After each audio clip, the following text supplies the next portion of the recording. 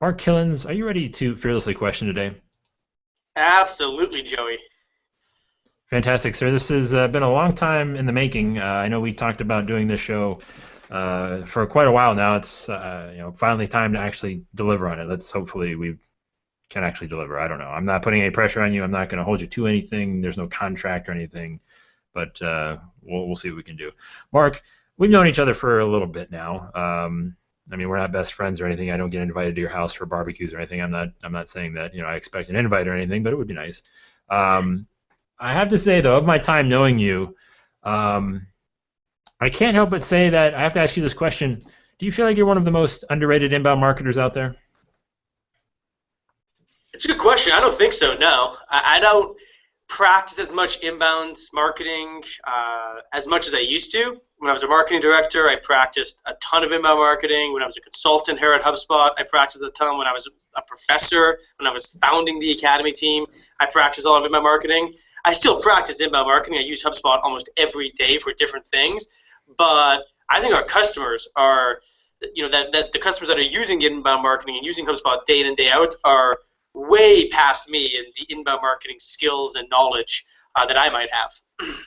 Oh, so you're just kind of even withdrawing your name from the poll then, right? Is that it? Is that what I'm getting from you? I'm the guy behind the scenes that tries to empower other people, the Academy team, our customers, HubSpotters, to take their collective knowledge and share it with other people through training, through education, through things like this that we're doing today, Joey. I'm just the guy behind the scenes.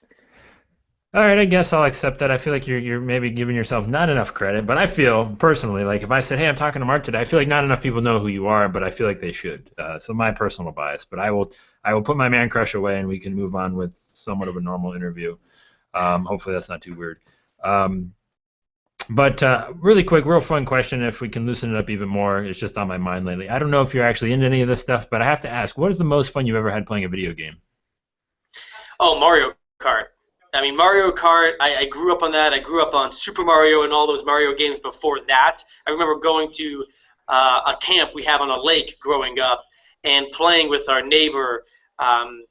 His name was Alex, and we would play those Mario games, which moved into me playing Mario Kart on Nintendo 64. So much fun because it's such a collaborative group game, and you got so animated when you played the game, and that carried through, Joey, until I was 19, 20, even 21 in college, still playing Mario Kart and the Mario games with friends. So you know what? I need to revisit that and play some Mario Kart. So are you saying if you're 31 and you play Mario Kart, you're going to look down on somebody? I mean, I don't know. I mean, that's what I'm getting, and I don't know if we can be friends after this. I don't know how you feel Oh, I about mean, that. no, I would love to play Mario Kart. In fact, we just bought 700 Legos and dumped them right next to where the Academy team sits at HubSpot, so we could build things with Legos. We're gonna get thousands of Legos and just build things throughout the, throughout whenever, and that's just another form of a game that we can use and play and get inspired from. All right. Well, I'm having a video game night at my house this Saturday. Mario Kart will be there on tap. So if you want to hop a plane, you're more than welcome to come uh, and dust off the Mario Kart skills. But we'll actually get on with the serious talk here, Mark. Why don't you go ahead? We've kind of got a little bit of an idea of who you are and my thoughts on you, but why don't you catch everybody up? Tell everybody your story as it relates to being better than expected. Sounds good. I started at HubSpot about 5 years ago. Before I joined HubSpot, though, I was a HubSpot customer. So I was working at a company about 40 minutes north of Boston, and we needed to generate a lot more leads. We had a lead problem. So my boss, the CEO of the small business, asked me to figure out what we should do. It's a small business, like I said, 15, 20 people. I was doing market research. I was leading a small market research team at that company, and we needed to do more with marketing. So I raised my hand and said, I'll do marketing. Absolutely. So I started to learn, research online, how to do marketing effectively back in 2008, 2009. Guess what? I found HubSpot, Joey. So I found HubSpot, and since about 2008, that's when I started to use HubSpot's free marketing grader tool. I've been a customer. Like I said, I'm still using HubSpot today as a team member here at HubSpot, And in 2009, I was invited to join and go to the very first HubSpot user group out in Western Mass. It's about an hour north of, or it's not north, sorry, west of Boston. And I met some great HubSpotters at that first HubSpot user group, made a connection, made a small friendship. 3 months later, I was starting to kind of plateau at my current position. I wanted a new challenge, a new opportunity. And I reached out to one of those HubSpotters, Brian Whaley, and the rest is history. A month or two later, I went through the interview process, was hired as an inbound marketing consultant at HubSpot. And since about May 2010, it's been my mission to build something like Academy, and I think we've done a pretty good job. Could always do better, but have done a pretty good job building a institution of knowledge, training, education for our customers and for people that are not our customers at this point to learn inbound and to learn HubSpot. And that's the reason why I joined HubSpot, was to build something like HubSpot Academy. If somebody wants a job at HubSpot, would you say, hey, go be a customer first? Because it seems like that's a ton of people that work there are actually customers. Am I right in that assessment? It definitely helps. I would say, though, the biggest thing you could do to help you land a job here at HubSpot is to use or do inbound marketing. So if you're using HubSpot, that's great, but really just use inbound marketing at the organization you're in. It could be a nonprofit, it could be a school, it could be a B2B business, a B2C business. It really doesn't matter. Practice inbound, and if you can't practice and use inbound at your job, in your job, do it on the side. You know, if you're really passionate about inbound, about HubSpot, and you want to join the team, practice inbound on the side. That's what I did, Joey. I started a blog about 9 months before I actually applied to HubSpot, because I knew I wanted to learn more about inbound marketing, and I thought I should start practicing it on my own. And I started, markkilens.com, really simple website. Hasn't been updated for a long time, by the way, so don't check it out. Do not go. I was pulling it up right now, so. Yeah. But, I started to practice it, and I started to even get more passionate about what inbound's all about, providing value to people, educating them, inspiring them, and serving them with what they need to solve their problems and reach their goals. All right, well, my resume might be on your desk by the end of this interview. I don't know, but we'll see. Anyways, on to the actual serious, fearless questions. Right off the top, like a Band-Aid, we'll get it out of the way. One of my first questions to you is can you be too good? Can you be too good? I think that's a good question. I think it relates to humility. Are you humble, right? And it's a fine line between being humble and being confident. I think that's a fine line that any leader, any manager, any business owner, anyone needs to walk. So one of the things we live by, and I definitely live by this, is we're always doing it wrong because we can always be doing it better. So I don't know if that answers your question, but I think everyone could always be improving something in their life to help other people, something in their job, something in general. And to answer it bluntly, I think it's no. I mean, you can always be better, and if you think you're too good now, to be honest, you just haven't learned everything, and no one will ever learn everything. There's so much to learn, right? The web is going to grow. I think it was around 600% by 2020 or 2021, something ridiculous. It's going to get even bigger, and there's going to be more education, more new things to learn. So I would say find your passion, dig into that passion, learn as much as you can, and then share that passion, share that knowledge with other people to help them. Isn't there the risk of telling yourself that you're constantly doing something wrong, leading you to stand on a ledge, maybe 5 or 6 stories up on a building from time to time? Maybe. It's a very much a general way of looking at it. We could always do something better. Maybe you're not doing it wrong. Maybe that's not the right way to say it. But you could always do it better. You should never settle, right? If they settled when they built the first plane, we would still be traveling at 50, 100 miles per hour through the air to our destination. Same with space travel. Same with almost anything you look at throughout history. If someone would have stopped doing that and they said, all right, that's good, that's a status quo, we're just going to settle on that, it would have been terrible. I wouldn't be talking to you right now, Joey, and by a webcam via a computer through the internet connection we have. It just wouldn't be possible. So I agree with you. I think maybe saying everything we're doing now is wrong because we can always do it better. It might be a little harsh, but you could always be doing things better. You could always be improving, always be growing, always be learning. I don't know. I mean, I'm all for tough love. I'm definitely a fan of it. I know that sometimes when I bring it up, people get a little sensitive with me saying, well, I like to choose positive wording or whatever. And I get that. I just was curious your take on it. But I really want to know, and I don't know if you're going to answer this. You might dodge it, but I would like to know, where are you too good at? Or what are you too good at? What am I too good at? I would say if there's something I'm really good at, it would be inspiring other people around some type of very large purpose and helping other people understand what their own purpose might be. So it's leadership. I think I'm pretty good at leadership. I think I could get a lot better at leadership. The way you get better at things is to either do it or to teach it. You can read, you can take tests, you can do all those things, but they're not going to really help you get that much better at it unless you're actually practicing it, you're doing it, you're teaching it to other people. So I think leadership and communication, those are very much related. Something I'm pretty good at. I could always be better, though. Teaching stuff to other people is often, for some reason, I don't ever have a problem telling people that, like, what I know. I was, something is broken in me deeply down that I don't have that issue like that. But people think of like, well, I don't know enough to teach this, right? But yet we, I guess, maybe are too close to the topic to know how much to realize how much we've actually learned. How do you kind of work up that encouragement to say, listen, like, honestly, to kind of maybe get into like teaching it, even though like you may just be 2 days ahead of the person behind you? Well, there's many ways. One way is just use the internet first. Write about it on the internet. Do videos, through your own webcam, through your own computer.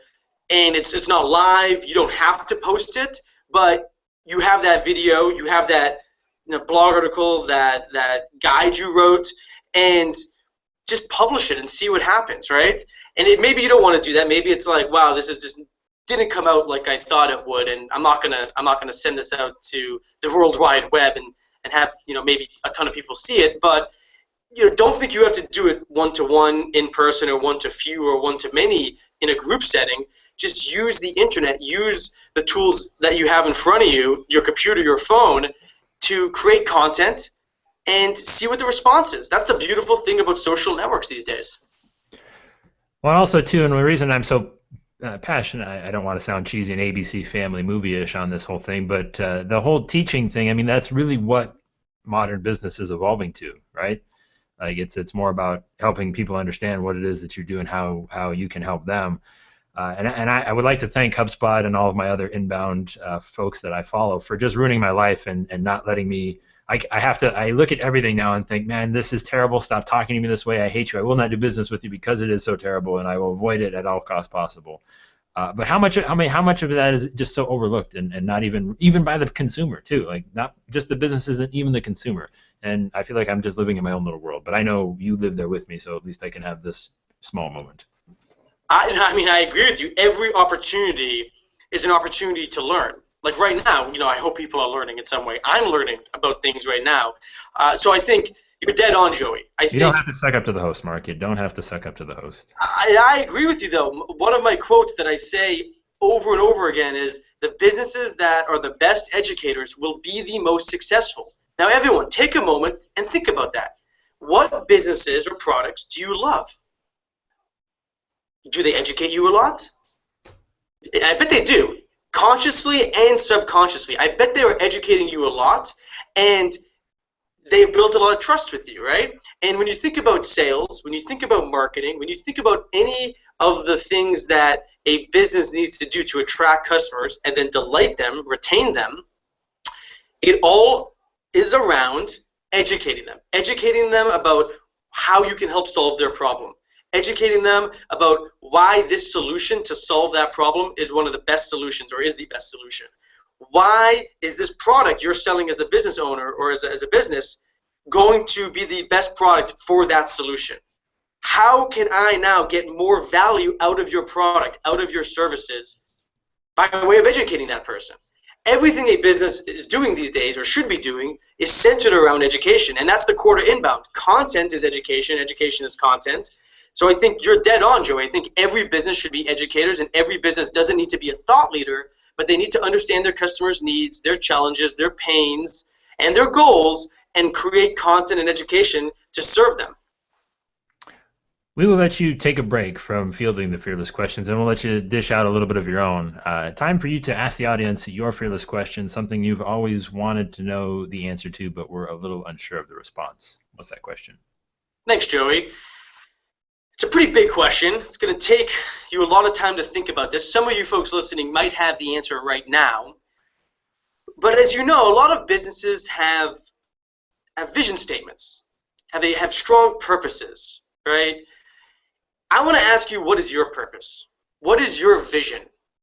Why are you doing what you're doing now? Where are you trying to get to in 30, 40 years? And this answer is not going to come easy. It took me quite a long time when I was at a younger age thinking about this to figure out what is my own personal purpose, my own personal why. So I challenge you all to think about that. What is your purpose? What is your own personal why? And are you doing things both in your job and in your personal lives to help you get to that destination, help you get to that purpose? I like that a lot, Mark. I like that question, and I know what your why is, and we're gonna have to talk about more about that and make that happen, because I think that's going to be a lot of fun. If anybody wants to chime in with their answers as we go along, of course, we'll be glad to feature that. But again, as Mark says, I won't hold it against you or think less of you if you don't have it right off the top of your head. But we won't be too harsh of critics. I want to talk about that a little bit, just real quick, and then we'll get back into the main conversation. But the why thing. We have such a hard time starting there. Why? It's scary. It's big. It's the unknown. It's like, well, why am I doing what am I doing right now? I really haven't thought about that. And I think the way you kind of answer that question, Joey, is by reflection. I don't think enough people these days reflect. And you can reflect in so many different ways. Meditation, obviously, is a form of reflection. Writing is actually a type of reflection, right? Creating a video is a type of reflection. Talking to someone is a type of reflection. There's a lot of types of reflections you can do, but I think because we're so connected, we're always connected to this thing called the internet, right? We always have one of these in our pockets, most of the times, right? Put it down, Mark. Get it away from you. Put it down. It's sometimes hard to realize that I need to, as a human being, spend time every day ideally, or at least a few times a week, thinking about my why. Thinking about, why did I do those things this week? How could I have done them better? What did I do that wasn't so great? How did I help these people? Why did I help those people? Where am I going with all of these things? And the why question is the tough question for people, because it's sometimes hard to wrap your head around it. Yeah, it drives me nuts because again, that comes back to just the whole realization and where you just kind of see that a lot of people aren't there. And I mean, I don't know. I guess I'll cry myself to sleep tonight, and we'll have to move on. But reflect. Well, yeah, I'm not at a loss for reflection, my friend. I have to snap myself out of it most times. But enough of my sad story. I want you to take this question. I want you to think about it. I want you to kind of ignore your maybe first initial reaction to it. But the question is, why do we only want to be better at certain things?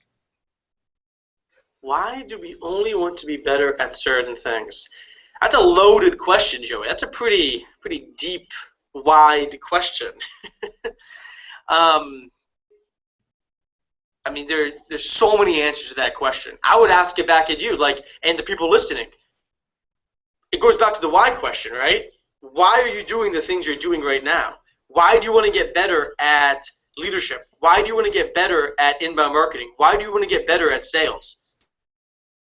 I don't know. Ask yourself that right now, and spend just a moment thinking about it. Close your eyes. Lock yourself in the room. Shut off all distractions. And something might come to you, right? I love going through the past, Joey, and thinking about how I got to where I am today. what happened? What were the major milestones? What were the major interactions that led to where I am today? History is a great tool to use to help you predict the future and help guide you where you need to go. But you still need to know why you want to go to that destination, why you want to move in that direction, which ties back to that purpose, having a strong purpose for yourself. And hopefully you work in an organization that has a strong purpose and has a strong vision. And if you don't, I would ask you to challenge the leaders at that organization, at your business, to come up with that vision, to come up with that purpose. You know, it's going to help the team work better together and connect people and have people believe in that purpose. So instead of going to work for a paycheck or money, you're going to work in support of one another to get to this destination, to get to this place that is probably pretty far away and pretty far out there, but you want to then use your abilities and the things you need to learn to help you get to that destination, right? And that's why it's all connected at the end of the day, going back to the why. Learn things, do things that are going to help you get to that destination, that overall high-level vision. So, and the reason that I asked the question is because, and you kind of you drifted back to where I thought you were going to. If you noticed, you started talking kind of obscurely without sort of anything tied to it, but then you tied it back to business. And that's kind of the whole goal of the question, was because it's like we still, either knowingly or unknowingly, once even if we have adopted this we can always be better mindset, we still only put that mindset into a very small box of things that we let it apply to. And I like to find people like where it's like, okay, I know this, and yes, I can be better at my job doing this, and this, and I can do this, and this better. But then it stops somewhere, whether it's like when you leave the office or whether you get home. There's a certain point where it stops, and that's kind of what and I'm a big health and fitness and nutrition guy, and I feel like that's a very easy place for it to stop for a lot of people. It's like we have these different compartments that we put these things in, and I didn't know if you had a thought process on where you maybe draw that line yourself, or where you unknowingly draw that line. Yeah, you got to try to align what you're doing during 8 to 5, 9 to 5 with what you're doing 5 to 8, right? Like 5 p.m. to 8 a.m., right? I live and breathe inbound. I live and breathe leadership and education these days. So for me, going to work is just as good as me going home. And I know that's like pie in the sky type of stuff, but I know everyone listening today can get there. You just got to think about, what am I doing in my own personal life that I love doing and that I love learning about, and can I take the next step if I'm not doing it right now, and can I take the next step to find an opportunity at an organization or business to take the things I'm doing in my personal life and apply it in that business. And I'm not saying it's perfect. Even here at HubSpot, it's not even close to perfect, right? There are things that I have to do. There are things that other people in the Academy team have to do that don't align with their own personal desires and passions. But if you're getting, 60, 70% of the time, you're doing those things and they're aligning, that's great. It's better than 10 or 20% of the time, and 80% of the time you're doing things that you just hate doing. They're boring. That won't be good. You're going to be unhappy. Learning, in my opinion, Joey, we've talked about this in the past, learning equals happiness. You're really, really happy when you're learning new things, when you're exploring new things. Take a moment to think about that, everyone. Think about when you've been really, really happy, when you were growing up, when you go on vacations and you're learning about a new culture, a new destination, a new place. You're happy. Learning really does equal happiness. I want to get to that a little bit. I want you to hold that thought. But I want to ask about the idea of, okay, so I guess I want to know more specifically from you, what is outside of your box that you have yet to figure out a way to put in to be better at? What do I want to be better at? What would I like to be better at that I haven't done right now? I mean, like, where's that? I mean, because, like, again, I view you as a person who says, I'm going to take all available information and I'm going to be reasonable about it. And if there's a better way to do things, I'm going to do it, right? If something is better, I'm going to say, okay, I get it. But I would just want to know, where is that with you? Like, what is something that you maybe aren't fully pushing the limits on that yet, because you just haven't gotten around to it, or you just haven't fully grasped it yet? I'm trying to practice this more and more, but negotiating. I really want to get better at negotiating. I haven't pushed the limits to where I think I need to push them. I'm trying throughout different interactions at work, my personal life, to get better at negotiating. And really negotiating is just a communication tool, right? A tactic, basically. And I think anyone really, it doesn't matter who you are, what role you're in, negotiating is an important skill to have. And I'm not thinking of like the car dealership type negotiating, right? But it's more around when there's a conflict, and there's always conflicts in life and business, wherever. How do you resolve that conflict, and how do you get to a point of resolution so both parties can move forward and can continue to learn and can continue to grow together and get better, and there is some type of outcome. And I want to get back to what you had said about the whole we're happiest when we're learning thing. And I might say that would be the case, but I'm gonna push back on that a little bit. I'm gonna say, is it maybe less about the learning? Maybe that's just that's just there. But is it less, because you reference like when you're a kid, when you're on vacation, even when you're in high school or college or whatever. But is it less about the learning and more about the freedom and unpredictability that comes with that environment and those associations? I think it's both, Joey. I think you hit the nail on the head. You're talking about autonomy. You know, when you're in college, you have a lot of autonomy. Who are you reporting to? Yeah, you got some teachers you got to report to. You might have to report back to your parents, hopefully, in some way.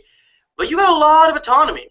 When you get out of college, you get out of high school, right, and you get into a job, is the job giving you the same level of autonomy that you have while you're in college or high school, or when you go on a vacation that you planned, a trip? Most of the times, that's not the case. I challenge business owners, leaders at businesses that are listening, to create an autonomous environment. You know, and the way we do it here at HubSpot is we have a core set of values and principles that we, as a team, understand and believe in.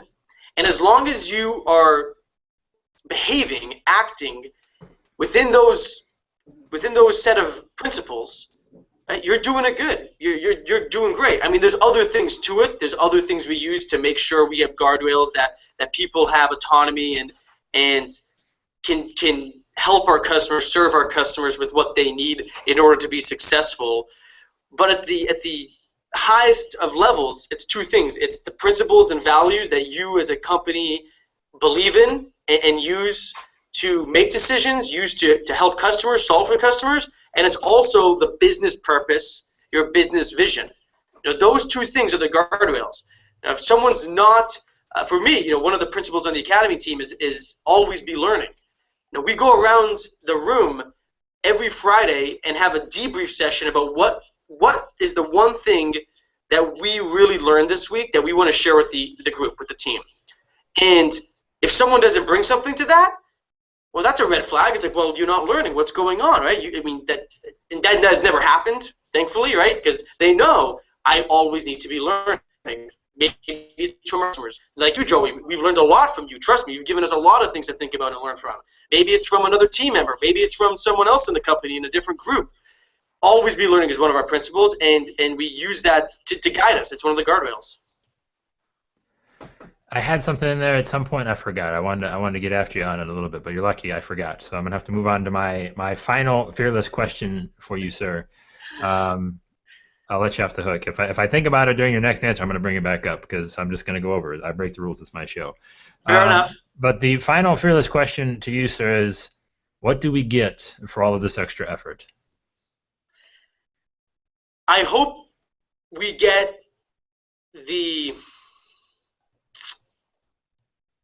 enjoyment of serving other people, right? Like, out of all the things we're doing, at the end of the day, I hope we're all here listening right now to serve other people in some way. Our family, our friends, our team members, co-workers, right? If you're learning and you're passing on, you're paying it forward, you're passing on that knowledge, you're passing on that learning, right? Like you've done with your website, Joey, your insurance website. Your business is a great educator. You have paid it forward. You've served a ton of other people with that information, with that education, so they could better understand how to solve that particular problem they have around, you know, their personal insurance, right? Or their what did you say you just did? The health Yeah, insurance. yeah, health insurance, yeah, individual Just health came up, insurance. right? Obamacare is the buzzword. Obamacare. Yeah. Obamacare, exactly, right? You're educating them on how to navigate Obamacare, Hey, and that's the you're title of serving one of them. my things, Mark. It's like you're in my head. Exactly, right? It's probably stalking And, my website, right? yeah, I mean, check it out. You as a business owner, as a business leader, need to think about, and as just a person living on this planet, how am I serving people through what I'm doing? And that goes back to that purpose, that why. And your purpose and why doesn't have to be about serving people, but at the end of the day, if you think and reflect again about why you did certain things, what you did, how you did them, the greatest leaders, the greatest, I think, businesses have that servantship type of mindset. Uh, most in the front, basically, of their mind. So I'm gonna pull this back in. I remembered what I forgot, and I'm gonna tie it into what you just said. And I want to push you further because I'm having a hard time taking the plaid button down shirt off you and getting you loosened up here a little bit to push into the personal side of things and to not really be all that concerned. We talked about you talked about the autonomy in the workplace, but it's the same thing goes for when you get home too. I mean, there comes a time where every day starts to be the same. Uh, once you get out of college, you get married, you have the kids or whatever, and it's more of a product of society than anything else for a lot of people. And I think that's like you said, when things stop becoming unpredictable, when it's like, okay, it's 5 o'clock and I can go do this now. And there's some people that say that maybe that's not the most productive thing, but I mean, again, it keeps that spark alive.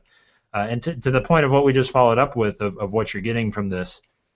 It doesn't always have to be related to maybe the business, or I mean, maybe that's what you're so big into. I don't know if there's a question coming. I'm trying to get there, but how can you remember that it doesn't always have to maybe tie to a financial goal? Yeah, I mean, I don't think financial goals. All right, well, and I used the F word. My bad. I'm sorry. A business goal. Let me try that again. Oh yeah, business goal, financial goal, but like I think what you're getting at is how I think of it: impact versus result. What impact are you having on other people as a business, and what's the result of having that impact? For example, right, I could say like this. I'll start with the impact, then the result, then the result, then the impact. Right? We educated and inspired 600 new HubSpot customers this month, right? What an amazing thing we just did there. They're now on their path to becoming an inbound business, transforming their business, using HubSpot, using inbound. And what was the result of that? Well, we made this much money. Or this other thing happened, right? Right? And that's where the numbers come in, right? The impact shouldn't be about numbers. The result should be about numbers, right? And maybe it's not always about numbers, but I would think about how do you lead with impact first, then result. And same in your own life. When you think about your personal life, right? You have results. You gotta provide for the family. You gotta do all these things. But think about the impact you're having on your family and the result of that, right? And then it goes back to, well, am I working too much? Am I not working enough? Are we having great communication at home? Are we having good communication in the workplace? Are we having a dialogue every night, sharing what we learned, reflecting together, working to serve each other together? And think about it. A lot of families these days, I don't have kids yet, but I know a lot of my friends and they have kids. They're distracted, Joey. I'm bringing this thing back out. When I have kids, this is gonna be an interesting thing. I'm gonna ban it from my own I would self. say be careful And what you say right here, Marcus. I'm gonna pull it up and I'm gonna hold it against you because I tell you what, like it's the hardest thing in the world, man. Go ahead though. it is. I'm not. When I say ban it, I'm not gonna ban it from the day entirely when I go home. But there's gonna be times where, no, we need to be humans. We need to help each other and work together and live together. And that thing is not going to be the thing that distracts us. It's not going to be the thing that makes us fall into the status quo trap. Oh, let me just play that game again tonight and not do that or not do my homework or not learn. No, no, no, no, no. It doesn't work like that, right? And I think that's where a lot of people need to start. A lot of people need to start thinking about that because the internet, computers, technology, it's a slippery slope, Joey. It's a slippery slope. We got to be careful, man. Well, I think a slippery slope is the perfect place to end it, and I don't know that we can do any better. Mark, I appreciate you taking the time to open up your mind a little bit with us. What do you want people to do? Where can people find more Mark Kilens? Definitely not markkillens.com, but where else can they go to check you out? Thanks, Joey. I really appreciate you having me today. It was awesome. I loved it. If you want to get in touch with me, folks, it's simple. Type into Google my name, Mark Kilens, and you'll find my Twitter account. You'll find my LinkedIn. You will find markkillens.com. Please don't go to it. You'll find maybe my other blog, servepeoplefirst.com. It's a little bit more active. You'll find me at HubSpot, but the easiest way to get in touch with me through the social networks would be either Twitter, twitter.com/Mark Kilens, or linkedin.com/in/Mark Kilens. But Google Joey is the easiest way.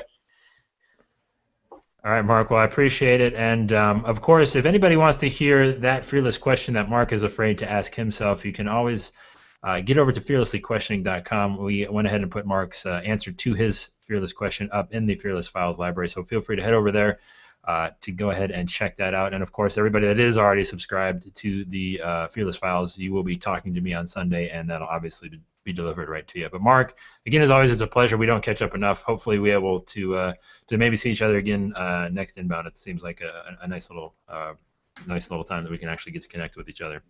I hope we can, Joey. I know you're not a huge fan of Boston, but we're going to get you into Boston. We'll delight you. We'll turn that around. Let me retract. I actually like the city of Boston. I hated myself for liking the city of Boston. It's just everything about the athletics that take place in Boston that I cannot stomach for any length of time. Fair enough. Fair enough.